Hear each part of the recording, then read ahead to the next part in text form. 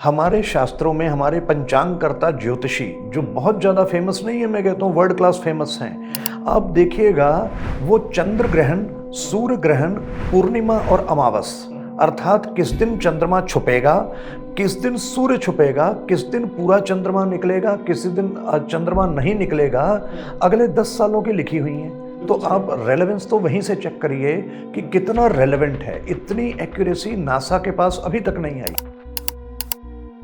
Internet के ज़माने में तो हर घर में एक ज्योतिषी है। हर घर में यूट्यूब देख देख के लोग ज्योतिषी बने हुए हैं जी। तो ज्योतिष की परिभाषा शास्त्र में दी हुई है कि दैवज्ञ कौन है। ज्योतिषी वो होता है जिसने ज्योतिष विद्या के अतिरिक्त 5 शास्त्र पढ़े होते हैं। पहली चीज न्यूमरोलॉजी, एस्ट्रोलॉजी, टैरेट कार्ड, ये एक टाइप की विद्या है।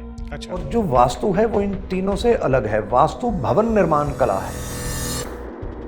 पिरामिड हर जगह शुभ फलदायी होगा, ऐसी मान्यता है जो बिल्कुल गलत है। ये 2 उपाय, पहला चांदी की तार और एक जगह जगह पिरामिड रखना, ये नहीं करने चाहिए। विशाल जी, मुझे तो लगता है डर कहीं बैकफायर तो नहीं हो जाते उपाय? नहीं, ये एक भ्रम बनाया गया है जी। क्योंकि कुछ लोग जब घरों में बैठ के स्वयं ही टीवी आदि से देख के उपाय कर लेते हैं तो ज्योतिषियों को थोड़ा सा फाइनेंशियल लॉस होता है। हाँ। तो एक बात बना लेते हैं कि बैकफायर करते हैं। रोगों में कई बार ऐसे उपाय हमने जो चमत्कारिक रूप से प्रभाव देते हैं वो कभी कभी होते हैं, लेकिन कोई आदमी रातों रात करोड़पति बन जाएगा, 10 दिन में करोड़पति बन जाएगा, ऐसे किसी प्रकार के कोई उपाय नहीं होते।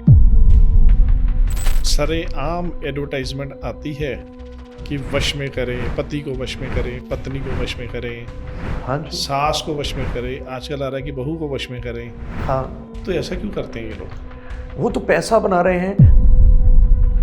सभी ये ध्यान रखें कि चारों दिशाओं के भवन शुभ फलदायी हो सकते हैं। दक्षिण मुखी घर में आप रह सकते हैं, आप पश्चिम मुखी घर में भी रह सकते हैं, पूर्व और उत्तर मुखी में भी रह ही सकते हैं, लेकिन चारों वास्तु के अनुकूल हों।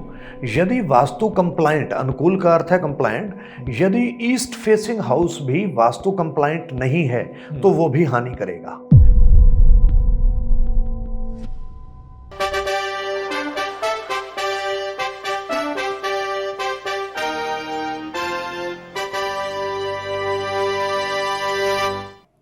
इक्कीसवीं सदी में रह रहे हैं हम, और जैसे जैसे लोगों का विश्वास टेक्नोलॉजी में बढ़ता जा रहा है वैसे वैसे एस्ट्रो, वास्तु, विज्ञान और वेदा ये भी साथ साथ में चल रहे हैं। लोग आज भी यूट्यूब के ऊपर, इंस्टाग्राम के ऊपर अपनी राशि देखना पसंद करते हैं। आज भी अखबार देखते हैं उठ के, आज भी सुबह 8 बजे उठ के टीवी के ऊपर अपना राशिफल देखते हैं कि आज का दिन कैसा रहेगा। कितनी सच्चाई है, कितने एक वहम है, कितने ही सुपरस्टिशन है। ऑलरेडी हम लोग 2 एपिसोड शूट कर चुके हुए हैं एस्ट्रो वास्तु के ऊपर, और आज का टॉपिक विशाल शर्मा जी के साथ एस्ट्रोलॉजी के बाकी सारे पैरामीटर्स देखेंगे। कौन कौन सी डिविजन्स हैं, क्या कोई ऐसा भाग ऐसा तो नहीं है जो हम लोग छू ना पाए हों। कोई ऐसी चीज़ें हैं एस्ट्रोलॉजी में जो हर इंसान को समझने की ज़रूरत है। एस्ट्रोलॉजी एक ऐसी साइंस है जिसको समझने में लोगों की ज़िंदगी निकल जाती है। कुछ लोगों को लगता है कि 2-4-6 महीने का कोर्स करके मैं एस्ट्रोलॉजर बन जाऊंगा, तो मुझे लगता है कि उसमें अष्टवर्ग चक्र, होरा शास्त्र या जितने भी और शास्त्र इसके बीच में होते हैं वो सारी चीज़ें कवर नहीं हो पाती हैं। आज कोशिश करते हैं अगले चैप्टर को डिस्कस करते हैं और एस्ट्रो वास्तु कंसल्टेंट विशाल शर्मा जी से इस बारे में ज़्यादा जानकारी लेते हैं। विशाल जी, आपका हार्दिक स्वागत है। धन्यवाद। विशाल जी, जैसे मैंने बताया कि 21वीं सेंचुरी आ गई है और लोग आज भी एस्ट्रोलॉजी, ऐसा क्यों? क्योंकि एस्ट्रोलॉजी सनातन धर्म का पार्ट है जी। और सनातन धर्म का अर्थ ही है नित्य नूतन, जो सदा ही नया है। अच्छा। ये 21वीं छोड़ो, 31वीं सदी में भी वास्तु और ज्योतिष उतने ही रेलेवेंट रहेंगे जितने 3000 BC में थे। अच्छा, तो ये इतना पुराना है 3000 BC तक के आप बता रहे हैं? नहीं, हाँ, ये उससे बहुत ज़्यादा पुराना है। 3000 बीसी तो मैंने एग्जाम्पल में कह दिया। जी। हमारा जो एक मौलिक ग्रंथों में से एक ग्रंथ है बृहदपराशरी होरा शास्त्रम, अच्छा। वो हम 15,000 साल पहले उसकी रचना हुई मानते हैं। और वो भी पहला शास्त्र नहीं है, उससे बहुत पहले से ज्योतिष चला आ रहा है। लेकिन जो ताड़पत्रों में मिला हमें ग्रंथ है सबसे पुराना, वो 15,000 साल पुराना है कार्बन डेटिंग टेस्ट के मुताबिक। अच्छा, तो अभी 15,000 साल पुरानी चीज लिखी हुई, आपको लगता है आज भी उसकी कोई एक्सपायरी नहीं है? नहीं है। उसका कारण ये है कि हमारा उस चीज़ पे जो रिसर्च वर्क उस समय हुआ, वो इतना डीप था और इतना एक्यूरेट था कि साइंस अभी भी उस पे आ रही है। आप देखिएगा कि वो ताड़पत्रों में नेशनल आर्काइव ऑफ इंडिया के पास वो ग्रंथ पड़ा है। यानी ये नहीं कि मेरे बाप दादा के पास कहीं वो ग्रंथ है तो छुपाया हुआ है। नेशनल आर्काइव ऑफ इंडिया में वो ग्रंथ है। कोई भी उसको पढ़ सकता है ट्रांसलेशन करवा के। उसमें उन ताड़पत्रों में मंगल की, चंद्रमा की जो स्थितियां, जो गुण लिखे हुए थे, आज जाके नासा के स्पेसशिप वही क्वालिटीज आज बता रहे हैं। बिल्कुल सही, क्योंकि ये तो मैंने भी कई बार नोटिस किया है। अगर नासा कहता है कि सूर्य अपनी दशा चेंज कर रहा है, उससे पहले हमारी 100 रुपये वाली जंतरी बता रही होती है कि इतनी देर को चेंज कर रहा है, और अगले 2-4-5 सालों की भी जंतरी निकालनी हो तो वो बता देती है कितनी देर को। अब जब ये कह रहे हैं कि उल्का पिंड आने वाला है, ये सब कुछ है, ये सब चीज़ें तो हमारी जंतरियों में आमतौर पर लिखी हुई हैं। आमतौर पर, हाँ जी। तो सनातन धर्म का असर जो है वो हर इंसान के ऊपर है, आपको लगता है? निस्संदेह हर इंसान पर है, वनस्पतियों पर है, फसलों पर है। हमारे जो पंचांगों में फसलों और वर्षा के बारे में जो भविष्यवाणी होती है, वो भविष्यवाणी अभी तक 80% तक सही हो रही है। आपने पिछले प्रश्न में पूछा कि क्या अभी तक रेलेवेंट है, तो रेलेवेंस होने की मैं एक और एग्जांपल देता हूँ। हमारे शास्त्रों में हमारे पंचांगकर्ता ज्योतिषी, जो बहुत ज़्यादा फेमस नहीं है, मैं कहता हूँ वर्ल्ड क्लास फेमस हैं। आप देखिएगा, वो चंद्र ग्रहण, सूर्य ग्रहण, पूर्णिमा और अमावस, अर्थात किस दिन चंद्रमा छुपेगा, किस दिन सूर्य छुपेगा, किस दिन पूरा चंद्रमा निकलेगा, किस दिन चंद्रमा नहीं निकलेगा, अगले 10 सालों की लिखी हुई हैं। तो आप रेलेवेंस तो वहीं से चेक करिए कि कितना रेलेवेंट है। इतनी एक्यूरेसी नासा के पास अभी नहीं आई है। सच है आपकी बात। और क्या ये तो होगी, चलिए ग्रहों की बात है ना, चलो एक कैलकुलेशन उन्होंने कर ली, जीरो की कैलकुलेशन करी, या उसके बाद सारा कुछ कैलकुलेट कर गया, ब्रह्मांड उन्होंने पूरा पढ़ लिया। हजारों लाखों मील दूर ग्रह,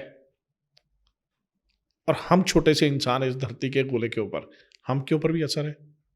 हाँ, बिल्कुल असर है। कैसे? हिंदू धर्म में हम ऐसा मानते हैं कि हम सभी एक दूसरे के साथ एसोसिएटेड नहीं हैं। हम वास्तव में इंटीग्रेटेड हैं। हम एकात्म हैं। हम भिन्न भिन्न नहीं है कि भिन्न भिन्न हैं, बस एक दूसरे के साथ जुड़े हुए हैं। हम इंटेग्रल हैं, एक हैं। कैसे?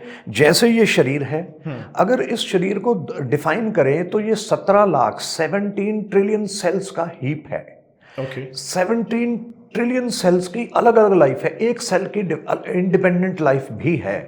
तो वो सेल्स मिलके एक टिश्यू बनाते हैं, टिश्यू मिलके एक ऑर्गन बनाते हैं, ऑर्गन मिलके सिस्टम, और सिस्टम्स मिलके बॉडी बनाता है। तो आप देखिए, ये 17 ट्रिलियन सेल्स में से पैरों की तरफ कोई 3-4 सेल कुछ गड़बड़ कर जाए, उनकी ग्रोथ ज्यादा हो जाए या कम हो जाए, तो क्या पूरे शरीर को बीमारी नहीं होगी? लग जाती है, जिसे आज कैंसर। ऐसे ही ये इतना बड़ा ब्रह्मांड है, यहाँ से करोड़ों मील दूर अगस्त्य तारा। अभी मैं सोलर सिस्टम की आपने बात की, आप पूछने वाले थे शायद कि करोड़ों मील दूर शनि या करोड़ों मील दूर सूर्य असर डालता है। मैं सूर्य से भी पीछे, जिसको अंग्रेजी में शायद प्रॉक्सिमा सेंटोरी बोलते हैं, मैं श्योर नहीं हूं, हम अगस्त्य तारा बोलते हैं। ये एक अलग सूर्य है। वो सूर्य जब आता है वो भी हमारे जीवन पर असर डालता है। आप पंचांगों में देखिएगा, अभी वर्षा चल रही है, पंचांगों में यदि देखें, एक अगस्त तारा उदय होने वाला है जो भिन्न सूर्य है। अगस्त तारा उदय होने के 5, 7, 10 दिन के अंदर सारी बारिशें रुक जाती। अच्छा, तो ये इतना माइन्यूटली, इतना हम पर असर डालता है, क्योंकि हम इंटेग्रल हैं, हम इंडिपेंडेंट नहीं हैं। जैसे ये मैंने अभी कहा, सेल्स हैं, इंडिपेंडेंट भी हैं और इंटेग्रल भी हैं। अच्छा विशाल जी, ये सब तो ठीक है, लेकिन आम इंसान तो फंसा रहता है ना दुविधा में क्योंकि वो एक ज्योतिष के पास जाता है, वो कहता है कि भैया तू लाल रंग का कपड़ा पहन ले, कलर थेरेपी। दूसरा कहता है तू नारियल जल प्रवाह कर दे। तीसरा कहता है कि तुम व्रत रख लो। चौथा कहता है कि हवन करवा लो। पांचवा कहता है 21,000 रुपये ले आ, तेरा उपाय हो जाएगा। तो ये सारी चीज़ों में फिर फर्क क्या? फिर असली ज्योतिष कौन? देखिए, ज्योतिषी वैसे तो अधिकतर असली हैं। जी। अब इस प्रश्न को मैं दो भागों में बांटूंगा। जी। पहला, असली ज्योतिषी कौन? ज्योतिषी कौन, ये आज बड़ा दुविधा वाला प्रश्न हो गया है। सही में, और हर गली में ज्योतिष है। ज्योतिषी, मुझे लगता है कि इंटरनेट के जमाने में तो हर घर में एक ज्योतिषी है। हर घर में यूट्यूब देख देख के लोग ज्योतिषी बने हुए हैं। जी। तो ज्योतिष की परिभाषा शास्त्र में दी हुई है कि दैवज्ञ कौन है। दैवज्ञ की परिभाषा है कि उसको गणित आना चाहिए। अच्छा। उसको न्याय शास्त्र पढ़ा होना चाहिए। हमारे षड दर्शनों में 6 स्कूल्स ऑफ थॉट में एक स्कूल है न्याय थॉट, उसको बोलते हैं। उसको न्याय दर्शन पढ़ा होना चाहिए, वेदांत पढ़ा होना चाहिए, स्मृति आनी चाहिए, वेदांत का थोड़ा पता हो और संस्कृत व्याकरण का पता हो, उसके बाद वो ज्योतिषी बने। आज मैं ज्योतिषी और वास्तुशास्त्रियों को देखता हूँ, वो कहते संस्कृत नहीं आती हमें। यहाँ तक कि ऐसे भी आज तो हैं जिनको हिंदी भी नहीं आती, अंग्रेजी की पुस्तकें पढ़ पढ़ के ज्योतिषी बने हुए हैं। कमर्शलाइजेशन हो गया ना। कमर्शलाइजेशन। तो ये हास्यास्पद बात है कि कोई भी ज्योतिषी बना है। जो लोगों में भ्रम हो रहा है, वो भ्रम का कारण यही है कि क्वैक्स का नंबर असली ज्योतिषियों से बहुत ज्यादा है। तो झोला छाप डॉक्टर तो थे, अब झोला छाप ज्योतिष भी हो गए। तो जनता को चाहिए, ज्योतिषी को परखना है तो पहले ये देखें कि क्या उसको संस्कृत आती है, क्योंकि यदि संस्कृत आती है तभी तो वो ज्योतिष पढ़ पाया अपने मूल ग्रंथ। दूसरा, वो देखें कि क्या उसने पुराण और किसी स्मृति का अध्ययन किया है। तीसरा, क्या न्याय आदि किसी ग्रंथ का अध्ययन किया है, तभी वो ऊहापोह यानी एनालिसिस कर पाएगा। तो ये एक भाग हो गया। अब जो जानकार ज्योतिषी हैं, कई बार जानकार ज्योतिषियों में भी, जो आपका मूल प्रश्न था, मतभेद हो जाता है कि एक ज्योतिषी ने कहा कि आपका मंगल खराब है, दूसरे ने कहा बुध खराब है। तो ये जब विज्ञान में हम आते हैं तो विज्ञान में ये कॉमन बात है। आप देखिएगा, किसी का डाइजेस्टिव सिस्टम की प्रॉब्लम है, वो 2 डीएम गैस्ट्रोलॉजिस्ट के पास तक चला जाए, एक गैस्ट्रोलॉजिस्ट उसको स्प्लीन की प्रॉब्लम, तिल्ली की प्रॉब्लम बता देगा, एक उसको लीवर की बता देगा, और शायद दोनों अपनी जगह पे सही होंगे। विज्ञान में ऐसा भी होता है। तो ये एलोपैथी में भी ऐसा होता है, नासा में भी ऐसा होता है, एस्ट्रोलॉजी में भी ऐसा मतभेद हो जाते हैं, क्योंकि स्वतंत्र है, अपना अपना अध्ययन और अपनी अपनी अनुभव है। अच्छा, बात आपने डॉक्टर्स की कर ली बीच में, मेडिकल साइंस भी एस्ट्रोलॉजी से रिलेटेड है? कुछ मेडिकल एस्ट्रोलॉजी होती है? मेडिकल एस्ट्रोलॉजी होती है। एक दिल्ली के स्पाइनल इंजरी हॉस्पिटल के head of the department of brain को पता नहीं क्या बोलते हैं, हेड न्यूरोसर्जन है, head of the department, MCH doctor हैं, डॉक्टर चरक। उनकी मार्केट में पुस्तक भी है, medical astrology, essentials of medical astrology. और कई बार मैंने कई रोगियों को उनकी कुंडली या वास्तु देख के रोग बताया, जो रोग बड़े सालों से समझ में नहीं आ रहा था। उनका घर देखा या उनकी फैक्ट्री देखी, उनको रोग बताया, उपाय करने के बाद जो मेडिकल प्रैक्टिशनर है उसने रोग को डायग्नोस कर लिया। ये होता है। अच्छा विशाल जी, एक चीज़ बताएं, ये ज्योतिष होता कौन है? ज्योतिषी कौन होता है, मैंने वैसे अभी बताया कि ज्योतिषी वो होता है जिसने ज्योतिष विद्या के अतिरिक्त 5 शास्त्र पढ़े होते हैं। अच्छा, तो ये वो तो हो गया, लेकिन आज की डेट में लोग बहुत ज़्यादा कंफ्यूज हैं कि कोई जा रहा है एस्ट्रो पे, जिसको वैदिक एस्ट्रोलॉजी कहते हैं, न्यूमरोलॉजी ट्रेंड में आ गई है, कुछ थोड़े 2-4-10 सालों में टैरो रीडिंग बड़ी ट्रेंड में आ गई है कि लोग टैरो के लिए पत्ते खोलने जा रहे हैं अपने। और इन सब के ऊपर जिसने सबसे ज़्यादा जगह बना ली है, जिसमें आपकी एक्सपर्टीज भी बहुत है, दैट इज़ वास्तु। तो इन सब में से सबसे ज़्यादा वेटेज आप किसे देंगे? इनमें सबसे ज़्यादा देखिए, एक इनका स्कोप अलग अलग है। पहली चीज़ न्यूमरोलॉजी, एस्ट्रोलॉजी, टैरेट कार्ड, ये एक टाइप की विद्या है। अच्छा। और जो वास्तु है वो इन तीनों से अलग है। वास्तु भवन निर्माण कला है। भवन निर्माण में हम ऐसा क्या गलतियां कर देते हैं और भवन निर्माण में ग्रहों की और देवताओं की क्या स्थितियां हैं, कौन सा देवता कौन से स्थान पे होना चाहिए और किस यूज़ के लिए वो रेलेवेंट है, कौन सा देवता बाथरूम के लिए रेलेवेंट है, कौन सा देवता बेडरूम के लिए रेलेवेंट है, वहीं हम बनाएं। तो ये तो वास्तु है, या हम इसको 5 एलिमेंट थ्योरी कहते हैं। अग्नि, पृथ्वी, जल, आकाश और वायु, ये पांचों की एलोकेशन एक भूखंड में होती है। तो कहाँ वायु से संबंधित काम हो, कहाँ जल से संबंधित काम हो, ये वास्तु विद्या है जी। और अब आ जाए वैदिक ज्योतिषी, टैरेट कार्ड और निमरोलॉजी। जी। निमरोलॉजी ये वेस्ट की विद्या है, ये भी अच्छी विद्या है, लेकिन ये इतनी सूक्ष्म नहीं है। हम जो हैं वो ज़्यादा माइन्यूटली देखते हैं, उतनी सूक्ष्म वैदिक ज्योतिष में। और जो टैरो रीडिंग है, ये मन शक्ति से ज़्यादा जो ज्योतिषी है, टैरेट रीडर है, उसकी मानसिक शक्ति पे निर्भर है। ये चाइना की विद्या है, चीन की विद्या है। अच्छा, तो सबसे ज़्यादा वेटेज आप वैदिक एस्ट्रोलॉजी को देते हो, ये थोड़ी सी ज़्यादा क्लोज है। ये बिल्कुल एक्यूरेट ज़्यादा है, एक्यूरेट है और इसकी डेप्थ जो है वो बहुत ज़्यादा। अच्छा, कभी ऐसा लगा कि एस्ट्रोलॉजी ने बहुत ही कुछ दे दिया है ज़िंदगी में? बिल्कुल, बहुत से लोगों को बहुत कुछ दिया है एस्ट्रोलॉजी ने।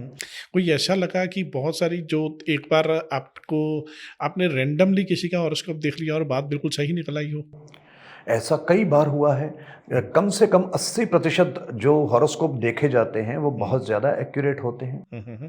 अच्छा, लोगों का इंटरेस्ट क्यों बढ़ता जा रहा है डे बाय डे एस्ट्रोलॉजी में? मैं ये पूछना चाह रहा हूँ कि एक तरफ तो साइंस आ गई और एक तरफ एस्ट्रोलॉजी आ गई, तो लोगों का फेथ फिर भी एस्ट्रोलॉजी में बहुत ज़्यादा है। इसके पीछे क्या रीज़न है? आज पढ़े लिखे से पढ़े लिखा इंसान भी आमतौर पर देखा जाता है कि एस्ट्रोलॉजर के पास जाता हुआ और कंसल्ट करता हुआ, क्या रीज़न है? मुझे लगता है कि आज लोगों में वास्तविक वैज्ञानिकता बढ़ रही है। वास्तविक वैज्ञानिकता में या एक्चुअल साइंटिफिक माइंड का यदि हम यूज़ करेंगे जी। तो ये मॉडर्न साइंस और ये एस्ट्रोलॉजिकल साइंसेज ये एक दूसरे के साथ कंपटीशन में नहीं है, ये कंप्लीमेंट्री हैं एक दूसरे को। तो आज जो पढ़े लिखे युवा लोग हैं वो वास्तव में खुली सोच के हैं, ओपन माइंडेड हैं। ओपन माइंडेड होने के कारण वो एस्ट्रोलॉजी, वास्तु वगैरह को खुले मन से स्वीकार कर। क्योंकि कोई टाइम था कि मदर जाती थी दिखवाने के लिए हॉरोस्कोप, या दादी जाती थी घर की हॉरोस्कोप दिखाने के लिए, तो लेडीज़ का काम होता था। आजकल तो यंग जनरेशन भी इसके बीच में बहुत ज़्यादा इन्वॉल्व होती जा रही है। क्या उन लोगों का इंटरेस्ट बढ़ गया है? क्या टेक्नोलॉजी ने, इंस्टाग्राम, फेसबुक, लोगों ने, कुछ यूट्यूब ने लोगों के मन में और ज़्यादा थोड़ी सी, ये कहते हैं कि एक तरह से इसको जानने की जो एक चाहत है पैदा कर दी, आपको लगता है? बिल्कुल लगता है। सोशल मीडिया ने सबसे पहले अवेयरनेस क्रिएट कर दी काफ़ी ज़्यादा, नंबर 1। नंबर 2, सोशल मीडिया या जो मॉडर्न टेक्नोलॉजी है इसने एस्ट्रोलॉजर को एक्सेस करना भी इजी कर दिया। हाँ, लेकिन कहीं आपको नहीं लगता कि ये बहुत ज़्यादा होते होते लोग गलतियां भी बहुत कर रही हैं? अपना आप ही देखिए उपाय करी जा रहे हैं। हर कोई सोची जा रहा है कि मेरा मंगल कमजोर है, या मेरा बुध ठीक है, या मेरा बृहस्पति कमजोर है, या मेरा शुक्र ठीक है, या अपने आप उसे उच्च करने में या नीच करने में लगे हुए हैं। हाँ, लगे हुए हैं। वो हर विद्या में हो रहा है। एलोपैथी में देखिए, कोई मोटा हो रहा है, कोई बीमार हो रहा है, सभी उसको सजेस्ट करेंगे आज कि मीठा छोड़ दो, घी छोड़ दो, बिना पूछे।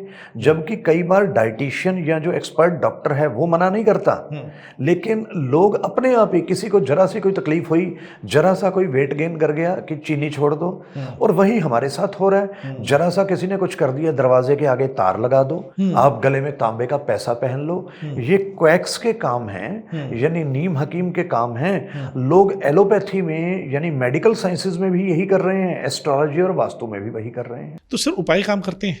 हाँ, बिल्कुल करते हैं। तो लोग उपाय करवाते हैं?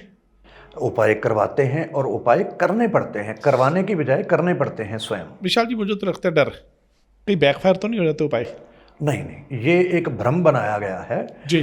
क्योंकि कुछ लोग जब घरों में बैठ के स्वयं ही टीवी आदि से देख के उपाय कर लेते हैं तो ज्योतिषियों को थोड़ा सा फाइनेंशियल लॉस होता है। हाँ। तो एक बात बना लेते हैं कि बैकफायर करते हैं। अच्छा। बैकफायर नहीं होता, ये होगा कि लाभ नहीं होगा, बस। वो तो आपने कोई दान कर दिया तो किसी के मुंह लग गई कोई चीज़ या कुछ ऐसा है।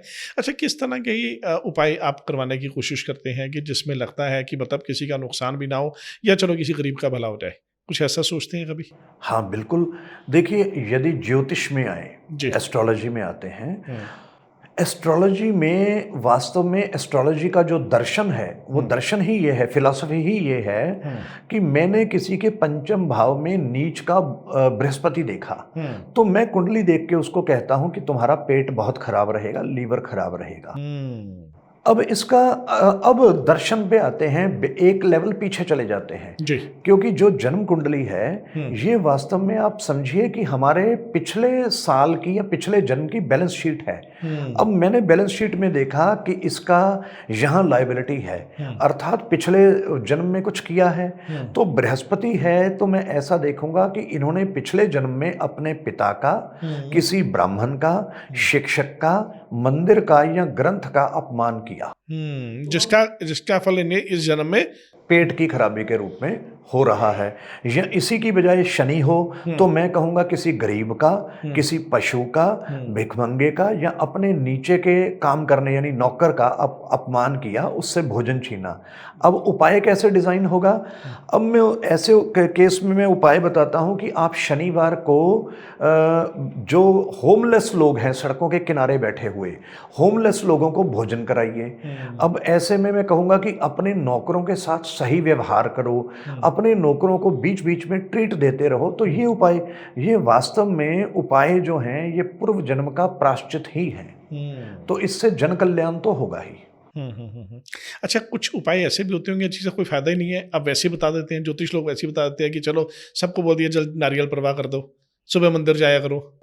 देखिए मैं तो ऐसे नहीं बताता उपाय जी। लेकिन हाँ ऐसे टाइम पास उपाय जो क्वैक्स हैं, जो क्वैक ज्योतिषी हैं उनके द्वारा बताए जाते हैं। उनमें बहुत है, जैसे कि सुरमे की डली जमीन में दबा दो। अच्छा। पकौड़े, मैंने एक बार किसी को देखा था पकौड़े बना के फ्लश में डाल के उसको फ्लश कर रहा है, ये उपाय है। लाल मिर्ची लेके जाती हुई ट्रेन के आगे फेंक रहा है। अच्छा, खुद का चाहे हाथ कट जाए या खुद मर जाए ट्रेन के आगे आके लाल मिर्ची डालने के चक्कर में। हाँ जी, ये उपाय हो रहे हैं। अब ये कहाँ से आ रहे हैं मेरी समझ में नहीं। शास्त्र में तो ट्रेन नहीं थी, शास्त्र में तो ये सुरमे की डली को नीचे दबाने वाला उपाय कहीं नहीं गया है। अच्छा, ये उपाय कहीं ना कहीं लगता नहीं लाल किताब के उपाय होते हैं? कह सकते हैं। लाल किताब मैंने पढ़ी नहीं है, लाल किताब वाले कुछ लोग ऐसे उपाय करवाते हैं।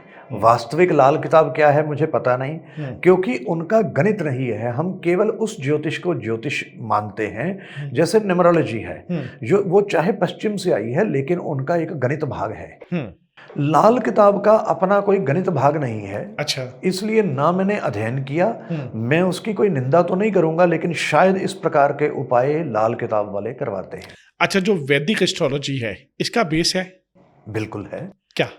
वैदिक उपाय का बेस हमारे वेद हैं, इसीलिए इसको वैदिक ज्योतिष कहते हैं, क्योंकि वेद में सब कुछ बिखरा पड़ा है। वेद में ये नहीं है कि एक चैप्टर बना दिया वो एस्ट्रोलॉजी का है या वास्तु का है। वेद में बात चल रही है, चलते चलते ज्योतिष की हो जाएगी, कृषि की हो जाएगी, उपाय की हो जाएगी, नृत्य की भी हो जाएगी।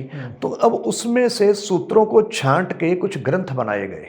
अच्छा, जो वेद पुराने जमाने में वेद होते थे, कहते थे 4 वेद हैं, जिसने 4 वेद पढ़े हैं या 3 वेद पढ़े हैं या 2 वेद पढ़े हैं, उन वेदों में आपको लगता है कि इन उपायों का या एस्ट्रोलॉजी का जिक्र है, प्रमाण है? हाँ, बिल्कुल है। ऋग्वेद में पहला ही मंत्र है, अग्नि मीले पुरोहितम करके मंत्र है, उसके अंत में रत्न धातमम ऐसे करके आता है। आजकल ये बात फैलाई जा रही है कि वेदों में नहीं है। वेदों में वास्तु और ज्योतिष दोनों का जिक्र स्पष्ट रूप से है। और कुछ उपाय ऐसे भी होते होंगे जिसको देख के लगता है कि ये उपाय करते ही रातों रात इस पे फर्क पड़ेगा?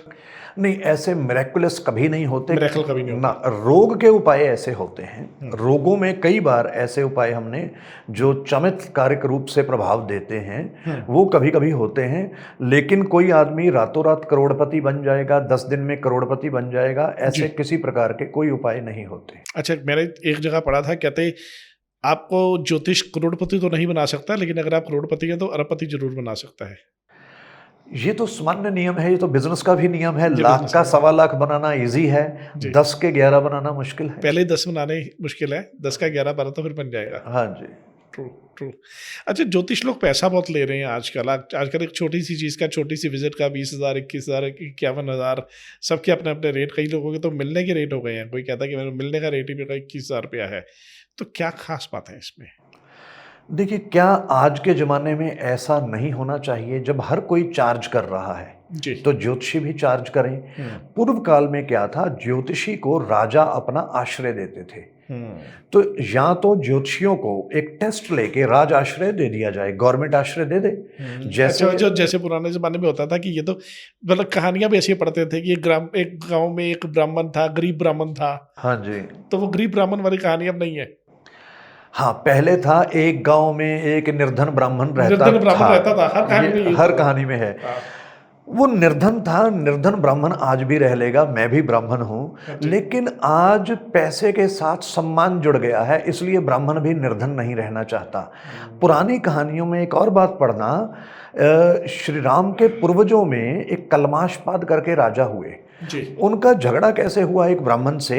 छोटी सी पगडंडी थी, एक ब्राह्मण जा रहा है, सामने से कलमाशपाद आ रहे हैं। जी। तो कलमाशपाद ने ब्राह्मण को कहा, ब्राह्मण ने कलमाशपाद को कहा कि राजा रास्ता छोड़ो, मैं ब्राह्मण हूं, मुझे रास्ता मिलेगा, पहला हक है। पहला हक है, मैं सम्मानित हूं।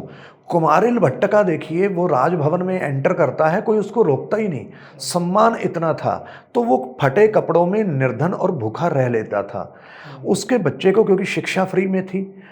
लेकिन आज आप सम्मान देना शुरू कर दो, 20-50 साल सम्मान दे दो, देखना ब्राह्मण अपने आप वापस आ जाएगा, ये फीस वगैरह से बंद हो जाएगा अपने आप। आज सम्मान जब पैसे के साथ है तो ब्राह्मण ने भी अपनी फीस, मेरी भी फीस ऐसे ही जो आप बोल रहे हैं, मेरी फीस हाई है। ब्राह्मण भी आज ये है ना कि ब्राह्मण को भी तो गाड़ी चाहिए, उसके भी तो बच्चे इंग्लिश मीडियम स्कूल में पढ़ने चाहिए, उसका भी पूरा हक है विदेश जाने का, उसे भी पूरा हक है पूरी दुनिया जीने का।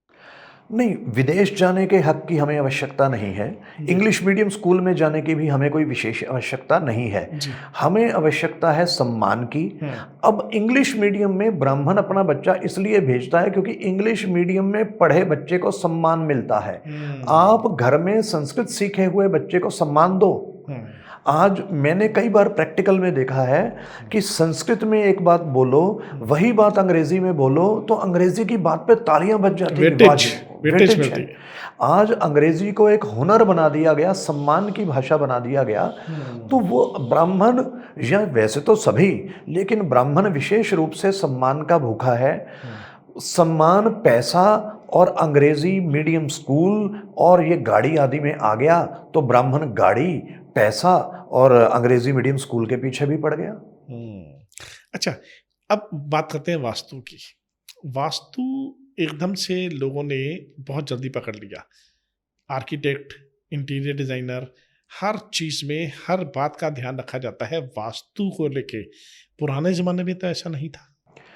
यदि आप पुराने किले देखेंगे, पुराने भवन और पुराने मंदिर, जैसे कि तिरुपति का मंदिर, केदारनाथ का मंदिर जो स्वयं आदि शंकराचार्य ने बनाया था, वहां पर वास्तु के सारे नियमों का पालन हुआ। अच्छा। केवल अंग्रेजों का जो समय जब आया, उस समय में भी 120-25 साल वास्तु के नियमों का पालन नहीं हुआ। और थोड़ा सा राजपुताना के समय में, जो इतिहास में यदि मैं देखूं तो पृथ्वीराज चौहान के बनाए हुए किले और भवनों में वास्तु का पालन नहीं हुआ। किंतु उसी के समकालीन जो चोला डायनेस्टी है, चोल साम्राज्य जो दक्षिण का है, और अन्य राजा हैं, उन सभी के काल में वास्तु के सारे नियमों का पालन हुआ है। आज वास्तु की इंपॉर्टेंस क्या समझते हो आप? आज वास्तु की सबसे ज्यादा इंपॉर्टेंस है। कारण ये है, देखिए आज ये जो आधुनिक विज्ञान है, इसने बड़ी मशीन्स बना दी हैं। और मशीन का काम क्या था? मशीन का काम था मानव का श्रम बचाना और समय बचाना, यही काम था मशीन का। लेकिन आप इंटरेस्टिंग बात देखना, इतनी मशीनरी आने के बाद ना तो श्रम बच रहा है, हर कोई थका हुआ है। महिलाओं को देखिएगा, मेरी दादी का समय मुझे याद है, वो रोज सवेरे एक अंगीठी बनाया करती थी और वो एक केरी और लकड़ी का बुरादा मिला के लड्डू से बनाया करती थी जलाने के लिए। वो बनाती थी, कनक घर में पीसती थी, उसको छांटती थी, ये सब करने के बाद भी घर में कपड़े सीती थी अपने हमारे। उसके बाद समय था। लेकिन आज महिलाओं के पास ऐसा कुछ नहीं करना, 5 सेकंड में स्टोव जलता है, कुकर खाना बना रहा है, लेकिन समय है ही नहीं। मैं दोष नहीं दे रहा महिलाओं को, लेकिन समय नहीं। और थका थका हर कोई है मशीनों के बावजूद। इसका कोई तो कहीं तो दोष है। वो दोष वास्तु घरों में ठीक कर सकता है।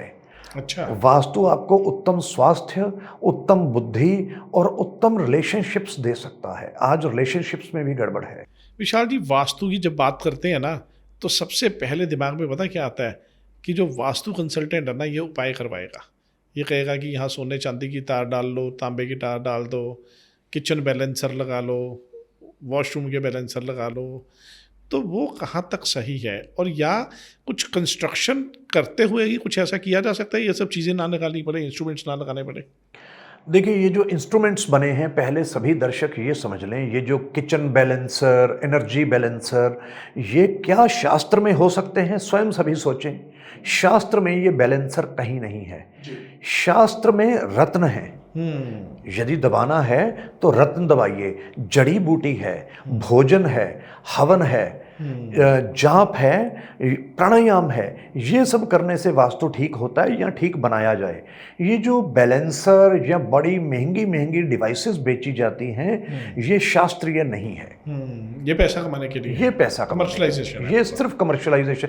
आप स्वयं सोचें, संस्कृत के ग्रंथों में क्या कोई इलेक्ट्रिकल डिवाइस लिखी होगी कि ये लिखी होगी कि ये किचन बैलेंसर बनाना है, ऐसे बनाना है?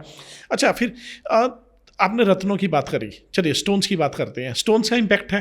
बिल्कुल है। कोई कहता है मूंगा पहन लो, कोई कहता है मूंगा ना पहनो। वो तो मैंने कहा मत भिन्नता है, वो हर एक साइंस में है, मेडिकल साइंस में भी है। अच्छा, एक सीधा सवाल, ग्रह उच्च का है उसका पहनना चाहिए स्टोन, या नीच का है तो उसका पहनना चाहिए?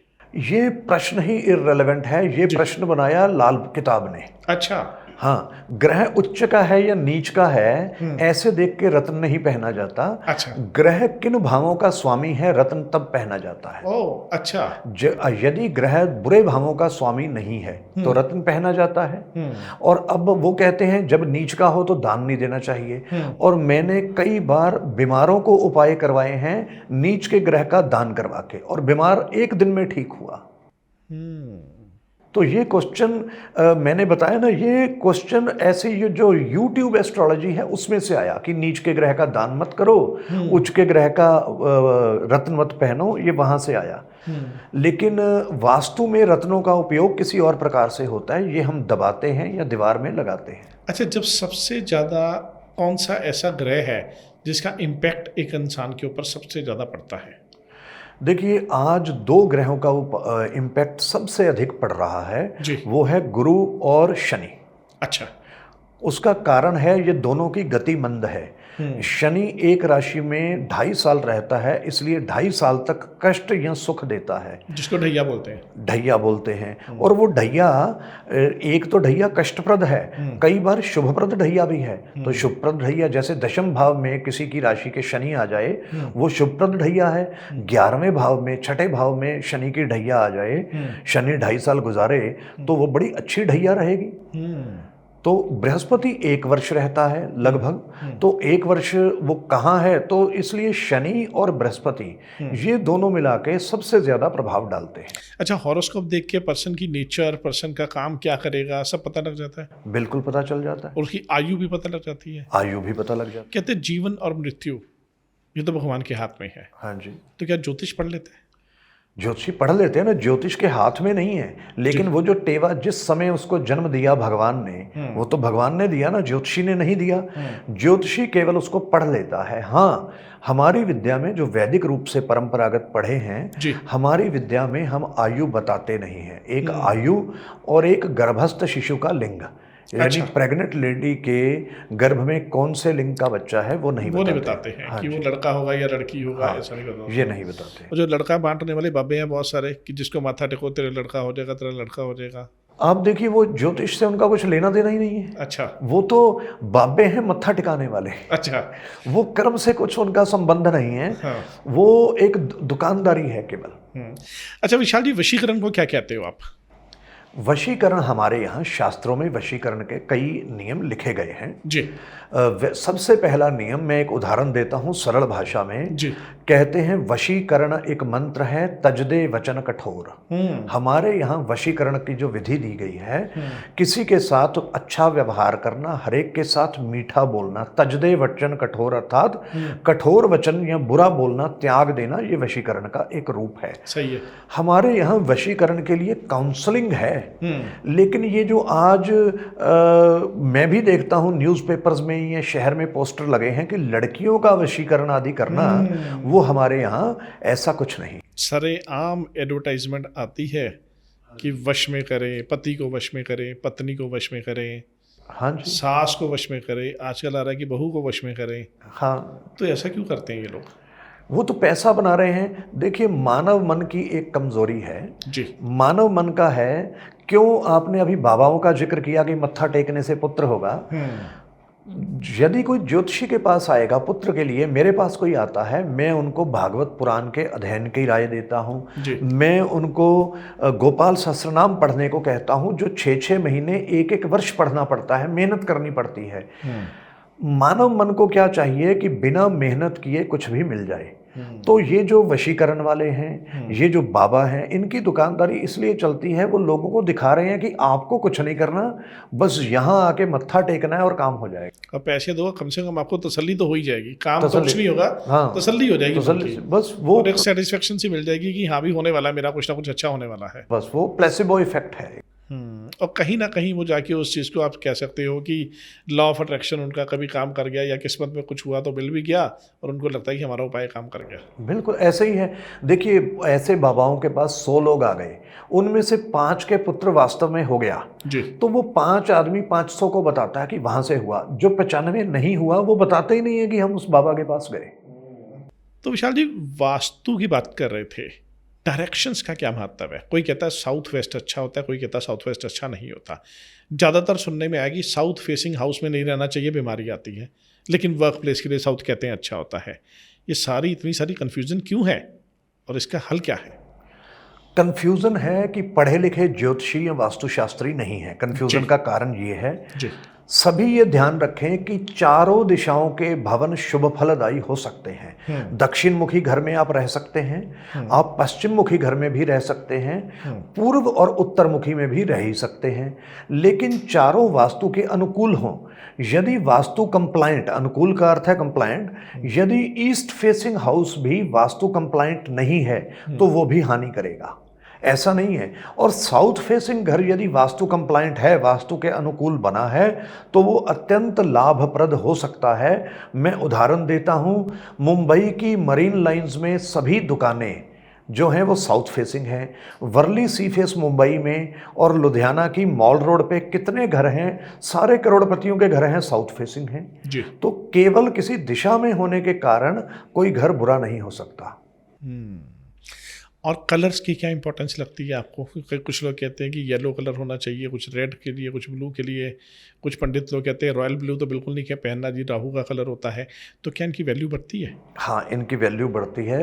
हर एक कलर, देखिए, हर एक वस्तु और हर एक रंग कुछ स्पंदन छोड़ता है, वाइब्रेशंस छोड़ता है। तो किसको कौन से वाइब्रेशंस चाहिए, जिसमें जिस चीज़ की वाइब्रेशंस कम हैं उनको उस प्रकार का कलर हम पहना देते हैं, और जिसमें जिस प्रकार की वाइब्रेशंस पहले ही ओवर हैं वो हम उनको मना करते हैं। अच्छा, कुछ लोग कहते हैं कि बिना तोड़फोड़ के भी वास्तु हम लोग कर देते हैं। घर आपने बना बनाया दे दिया, कोई बात नहीं, आपको ऐसे ऐसे उपाय कर देंगे कि आपका वास्तु करेक्शन हो जाएगी। उसमें क्या सच्चाई है? हाँ, बिल्कुल सच्चाई है। वास्तु में एक दोष हम मानते हैं, वास्तु भंग। वास्तु भंग में बने हुए मकान को या दुकान को तोड़वाना, ये दोष है। यदि ज्योतिषी जाके मकान को तोड़वा ही देगा कि ये 2 कमरे तोड़वा दो, वो तो वास्तु भंग दोष लग गया। इसलिए वास्तु को बिना तोड़े फोड़े केवल रत्नों से, रत्नों को दीवार में, भूमि में दबा के, जड़ी बूटियों को भूमि में दबा के, उसमें रहने वाले लोगों का भोजन बदल के कि आप थोड़ा थोड़ा रविवार को खीर खाइएगा, या प्राणायाम आदि करवा के हम बिना तोड़ फोड़ के भवन के सभी वास्तु दोषों को ठीक करवा सकते हैं। अच्छा, तो एक चीज़ बताएं, जैसे वो दीवार के ऊपर कहते हैं कि इस दीवार पे घड़ी लगानी है, इसमें नॉर्थ पे लगानी है घड़ी, साउथ पे नहीं लगानी है ना? हाँ जी। मिरर भी कहते हैं कि नॉर्थ पे लगा लो या ईस्ट पे लगा लो, साउथ या वेस्ट पे ना लगाओ। रिसेंटली मैंने ये सारी बातें सुनी है, जब आप सब लोगों से डिस्कशंस मेरी चल रही है तो ये सब बातें सुनते हैं। इसमें कुछ टिप्स आप दीजिए दर्शकों को कि किस वॉल के ऊपर क्या होना चाहिए ताकि उनके लिए यूजफुल हो सके आपका वीडियो। मैं पूर्व दिशा की पहले कुछ टिप्स देता हूं सभी मित्रों को जी। जिनके घर में पूर्व बंद है, पूर्व दिशा से कोई रोशनी नहीं आती और कोई हवा भी नहीं आती, उनमें देखना पुरुष विशेष रूप से कष्ट में होंगे। तो ऐसे मित्र क्या करें, पूर्व दिशा में एक बड़ा सा शीशा लगा लें, मिरर लगा लें। तो इससे उनको जो जो कष्ट पुरुषों को आ रहे हैं, यदि पैसे से संबंधित आ रहे हैं वो हट जाएंगे, रोग से संबंधित, सम्मान से संबंधित यदि कष्ट आ रहे हैं वो हट जाएंगे। एक टिप मैं ये देता हूँ, जिनको बिजनेस अपॉर्चुनिटीज़ नहीं मिल रही हैं, ऐसी दुकान वाले या छोटी फैक्ट्री वाले, वो अपने उत्तर दिशा में शीशा लगा लें, मिरर लगा लें, उनको अपॉर्चुनिटीज़ मिलना स्टार्ट हो जाएगा।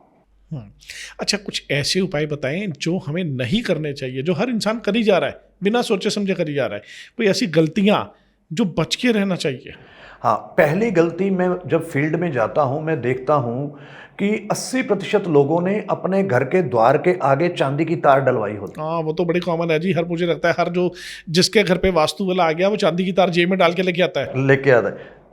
बिना सोचे समझे चांदी की तार नहीं डलवानी चाहिए। विशेष रूप से पश्चिम मुखी, पूर्व मुखी, दक्षिण मुखी वालों को अपने घर के सामने चांदी की तार नहीं डलवानी चाहिए। एक दूसरा, पिरामिड्स, बड़े लोग जगह जगह पिरामिड्स रख लेते हैं जी। पिरामिड जगह देख के, और वास्तु में हम एक वास्तु की कुंडली बनाते हैं, वो कुंडली में देख के कि कहाँ पिरामिड रखना है वहीं रखना चाहिए। पिरामिड ऐसे ही नहीं, पिरामिड हर जगह शुभ फलदायी होगा ऐसी मान्यता है, जो बिल्कुल गलत है। ये दो उपाय, पहला चांदी की तार और एक जगह जगह पिरामिड रखना, ये नहीं करने चाहिए। अच्छा, एक चीज़ बताएं, वास्तु देखते हुए या वास्तु किसी भी घर का करते हैं आप जब, तो क्या उनकी अपनी हॉरोस्कोप भी देखते हैं उनका, जिनका है उससे रिलेशन है, जो ऑनर ऑफ द हाउस है? हाँ, दोनों का, पति पत्नी का, यदि बच्चे जवान हैं तो उनका भी हॉरोस्कोप देखा जाता है। तो उसके साथ फिर अब वास्तु जो है वो टोटल तभी पूरी फैमिली का तभी पूरा देखा जाता है। उससे हम ये देखते हैं, कई बार वास्तु में छोटा मोटा दोष होता है, लेकिन वही भाग जो दुष्प्रभाव वास्तु दोष डालने वाला है, उनकी कुंडली उस भाग में बड़ी स्ट्रांग है, तो हम उस दोष को इग्नोर कर देते हैं।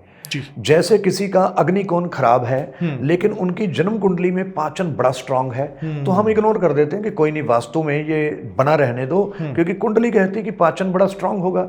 लेकिन किसी की कुंडली में पहले से उसका डाइजेस्टिव सिस्टम वीक है, अग्निकोण में जरा सी भी खराबी आने लगे, हम उसको टॉलरेट नहीं करते, उसको ठीक करवाते हैं। अच्छा, एक चीज़ बताएं, आपने कुंडली की बात करी, कुंडली से ये जो बार बार लोग कहते हैं कि आपका तो धन योग है, कोई कह रहा है कि आपका राज योग है, तो ये सारे योग होते क्या हैं? ये ग्रहों की विशेष स्थितियां हैं जी। ग्रह दो ग्रह किसी एक जगह इकट्ठे हों, कोई दो ग्रह किसी एक घर में इकट्ठे हों, या 3 ग्रह किसी एक घर में इकट्ठे हों, इस स्थिति को योग कहते हैं। अच्छा, एक चीज़ और, ब्राह्मणों ने, आप भी ब्राह्मण हैं, ज़्यादातर केसेस में एस्ट्रोलॉजी के ऊपर स्टडी करी होती है। आपको नहीं लगता कि आजकल हर इंसान को स्टडी करनी चाहिए एस्ट्रोलॉजी की? बिल्कुल करनी चाहिए। देखिए, आज नहीं, बहुत पहले यदि आप वाल्मीकि रामायण मार्केट से लेके पढ़ लें, उसमें शुरू में ही बालकांड में या अयोध्या कांड में, यदि मैं गलती नहीं कर रहा हूँ, महाराज दशरथ श्री रामचंद्र से चर्चा कर रहे हैं कि राम, मेरे जन्मकालीन चंद्र को, जहाँ जिस नक्षत्र में मेरा चंद्र है जन्मकालीन, वहाँ 3 बुरे ग्रह दृष्टि डाल रहे हैं, मेरी मृत्यु निकट है। इसका अर्थ है उस समय क्षत्रिय भी ज्योतिष जानते थे। श्री राम जब किष्किंधा में रुके हैं, किष्किंधा के बाहर वन में, जंगलों में, तो वो गुफाएं चेक कर रहे थे कि अभी चौमासे में कहाँ रुकना है, तो वो वास्तु चेक कर रहे थे। ये भी वाल्मीकि रामायण में बाकायदा जिक्र है कि उन्होंने एक गुफा चुनी, वहां कारण बताया कि पूर्व दिशा से इस गुफा में रोशनी आ रही है, ईशान में जल का स्थान है, इसलिए हम इस गुफा में रुकेंगे। अर्थात श्री राम ने भी वास्तु पढ़ा था। तो ये वास्तु और ज्योतिष जो पढ़ते थे वो सभी वर्णों के लोग पढ़ते थे, लेकिन एज ए वास्तु कंसल्टेंट अभ्यास करने के बारे में जो निर्देश था वो था कि एज ए वास्तु कंसल्टेंट या ज्योतिषी वो ब्राह्मण हो करेगा। लेकिन आज की डेट में ऐसा नहीं है, आजकल तो हर इंसान पढ़ रहा है और कमर्शलाइज भी ज़्यादा हो गया है। हाँ, उसी कारण से शायद मुझे लगता है कि उसी कारण से शायद इसकी ओवर कमर्शियलाइजेशन हो गई है। हाँ, लोगों ने तो प्रोफेशन बना दिया अच्छा खासा। बिल्कुल, देखिए 40 रुपए का पिरामिड 21 हज़ार रुपए में बिक रहा है। मैं एक फैक्ट्री में गया, कोई 6-7 साल पुरानी बात है, तो मैंने वो फैक्ट्री ऑनर को कुछ प्रॉब्लम थी, तो मैंने उनको नोट कराया कि यहाँ इतने पिरामिड रखना, यहाँ इतने रखना, लगभग 21 पिरामिड थे। तो उनका चेहरे का रंग उतर रहा था ये बात सुनते हुए, जब मैं बता रहा था 9 यहाँ रखना, 3 यहाँ रखना, तो उनका बेचारों का ना चेहरा उतरे जा रहा था। तो बाद में मैंने एक जगह बताई कि वहाँ से पिरामिड ले लो। तो फिर उन्होंने मुझे वहाँ से फ़ोन किया कि भाई साहब ये 40 रुपए का एक पिरामिड मिला है। तो मैंने कहा, फिर कहते यार मेरा तो दिल बैठा जा रहा था कि मुझे लगा 4 लाख के तो पिरामिड हो गए। वास्तव में ये उनके 2,000 रुपये के कुल पिरामिड्स आए। 2,000 रुपये की चीज़ जो 4 लाख में बिक रही है, ये ओवर कमर्शलाइजेशन की वजह से बिक रही है। वैसे मैं ये तो नहीं कहूँगा कि दूसरे वर्णों के लोग ऐसा कर रहे हैं, ब्राह्मण भी ऐसा कर रहे हैं आजकल, सभी कर रहे हैं। लेकिन अगर इसमें जिसको कहते हैं रिजर्वेशन हो जाए कि ब्राह्मण यही काम करेंगे, ये यही काम करेंगे, तो रिजर्वेशन में हर चीज़ की एक मर्यादा रहती थी। तो मर्यादा में अभी तक इसकी ओवर कमर्शियलाइजेशन नहीं हुई थी, तो अब हो गई है। अच्छा, कोई फनी एक्सपीरियंस हुआ लाइफ में कभी? किसी का उपाय करते करते कोई फनी एक्सपीरियंस हो गया या कोई फनी क्वेश्चन ही आ गया सामने? तो हाँ, बड़े फनी एक्सपीरियंस होते हैं। जैसे कहीं जाते हैं तो लोग पहले हमसे वास्तु करवाने की एक अच्छी खासी फीस देने के बजाय फीस दे के हमसे कंसल्टेंसी लेने के बजाय, जब मैं कहीं जाता हूँ बड़े लोग पहले मुझे बताने लगते हैं कि मेरे घर में ना जी नृत्य कौन खराब है, मेरी ना सीढ़ियाँ खराब हैं जी, वो पहले ये बताने लगते हैं।